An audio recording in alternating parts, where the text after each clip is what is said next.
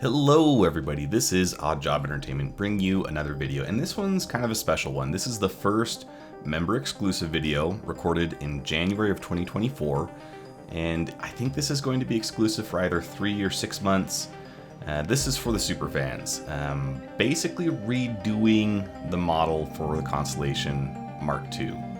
So we're going to work on a new model, and getting prepared for that, I'm doing some artistic exploration here in Photoshop. So I'm writing down the things that I liked about the original, working out some of the things that I didn't like, trying to tack down where the shape doesn't really work for me. One of the things that really suffered in the original model is I relied heavily on using chamfers in order to do a lot of the shaping, and that's a very brutish way to go about it in SolidWorks. It's really not what you're supposed to do. Chamfers get difficult because every time you add one, it makes it so that you have to go back before that feature in order to edit anything. And so it's like adding more and more layers onto an onion. It just gets too complicated. But figuring out this shape, it's going to help me kind of simplify the process. And this is a learning process for me just as much as it is for you guys. I do have, my basic certification in SolidWorks competency, but I'm by no means a master. There are plenty of people who are much better at it than me. So what I actually found is stepping into the SolidWorks side of things, it felt like things were going a lot faster. First part here, you see I'm getting my equation set up, just setting up the variables that we used before, and this time I'm going to use a reference line to kind of set everything to the right angle. We've got a point shot out in front of the ship, and we're going to use that as kind of a rotation point. All of the lines that go towards the front are going to slope in towards that point, and the hope is that that will give it kind of a unifying power for the design overall. And I think it does play out that way. Going through and adding some of the basic dimensions that we had before, there's a lot of things that I did like from the original design. We had already set up a lot of work to kind of get things to a human scale, and now we just need to kind of copy that over into the new model that we're going to be working on.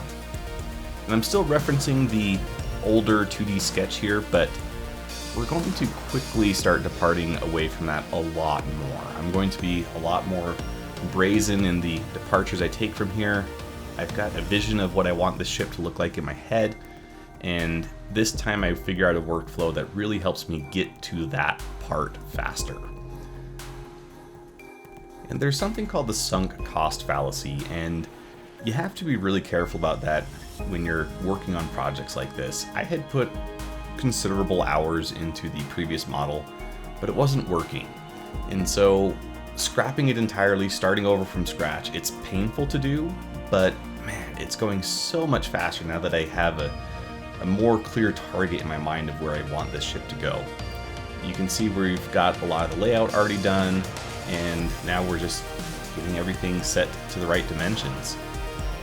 And another change that we're going to make in this model is I want the back to have that same kind of unified angular rotation to all the lines that proceed towards the back.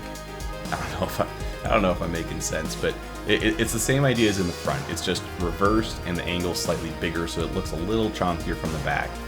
And you also have to keep in mind that we are going to be adding the thrusters, which are going to help balance out the shape of the ship a lot. Here's the first real example where we see that point coming into play. I'm setting up the VTOL thrusters to be not parallel to the edge of the ship, but the line between them actually points to that same front point at the tip of the ship. I know it sounds really redundant. I'm trying to do this live. I'm trying to just go through what I see as I'm reliving it with you guys. Otherwise, I'd have to write like a 6-hour script, and that would be miserable.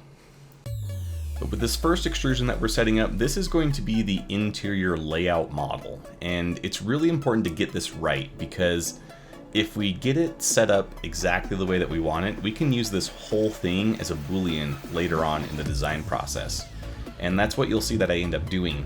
And doing it this way means that I can set up the volumes of the rooms exactly how I want them, get them all proportioned correctly, set up, these are doors. And then once we cut this out of the model, it takes care of so much of the geometry that we would have had to model. So doing it this way makes it all a single step. And this is actually a method that I developed for myself doing the 3D printed airsoft kits that I sell on my Etsy page. Shameless self-promotion there.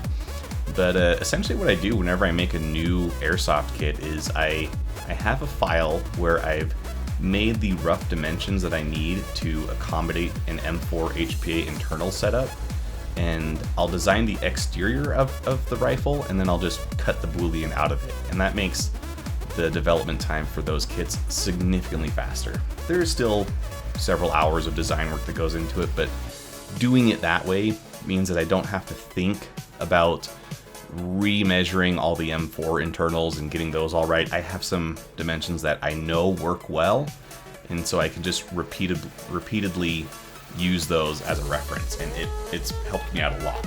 That's why we're working on now, well, I haven't actually released Bullpup 4.0, but I've got some files on my computer for Bullpup 5.0. But coming back to the ship, we're setting up some lofts, just like we did on the previous ship model, but we're taking the time to get these set up a lot more. We're going to be relying on lofts to do a lot of the rough shaping instead of using chamfers like we were doing before. So the whole goal is we want to get kind of a flat cone shape that we can then use some more sophisticated cutting tools to get the actual shape of the ship into here without using clunkier methods like the chamfer from before.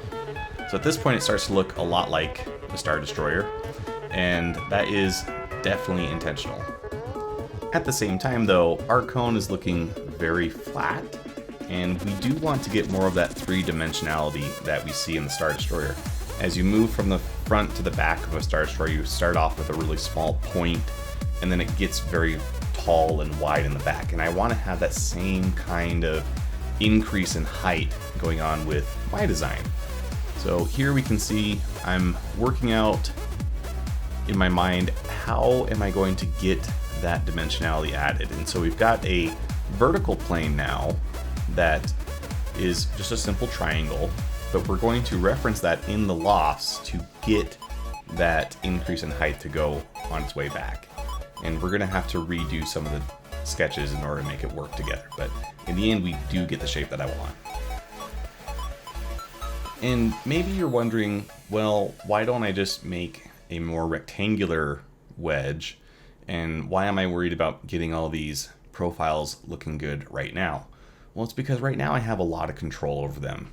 If I could make a pretty flat cheese wedge, just have it be a triangular prism that looks like a rectangle from the other axis. But if I did that, and I would then have to rely on chamfers again to get these kinds of slopes onto the sides, and that's going to bring the same problem that we had before, where it's a very clunky method of getting that rough shaping done. So if I use the lofts, I have a lot more control. I can go back in time and I can change these sketches many times over without breaking anything, and the model will more correctly rebuild itself because the chamfers rely on the geometry existing below them.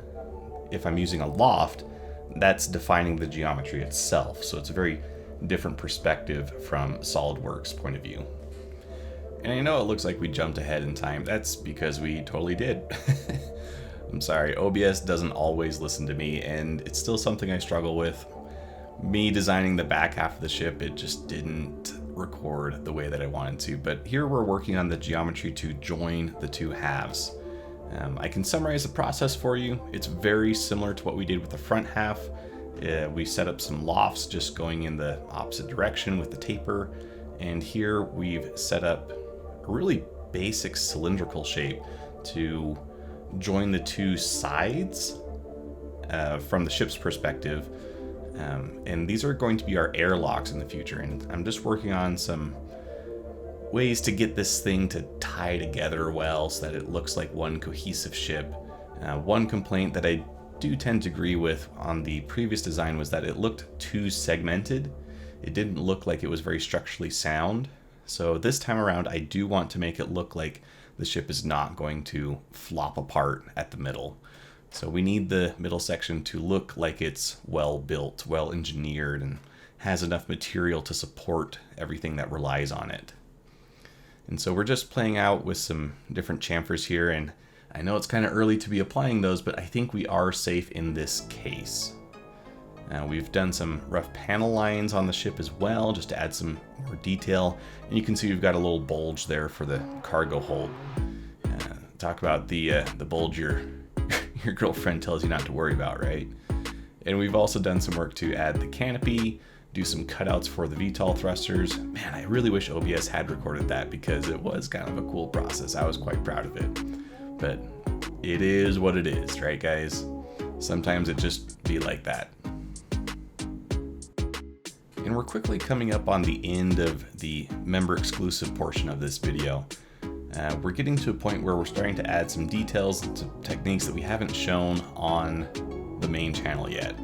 And part of that is what's called a linear pattern here. So basically I can draw one pipe section on the cargo hold, and then I can just send it on down the line. It's a really powerful feature. You can do it for all kinds of stuff. And one thing that I could have done a little better, and I do fix this, is you can add a little bit of a fillet on those corners, and then all the pipes will have that same fillet if you send them all down together. And then we're just adding some exterior details, doing some beautification on the exterior part of the model, and adding some geometry that's actually going to help us hide the rooms a little better. You can see that there's a little bit of that back room poking out of the end of the ship there, so we got to cover that up, otherwise it's going to be an ugly blemish. But I'm much happier with how this model looks. I think it's a significant improvement from the more derpy looking shapes that I had on the previous one. It still has that arrowhead look, and it has much more of a blade-like profile on the sides without having so many chamfers in order to create that. And this is all stuff that I can go back and edit. I can make different variants of the ship this way pretty easily, whereas before it's just too many layers acting on itself, and it's just wasn't the best way to create these shapes. All of this stuff is something that I can change later on, so I'm much happier with this workflow and the way that this model has turned out. But what do you guys think? As always, leave your comments down below, and until next time, this is Odd Job Entertainment, signing off.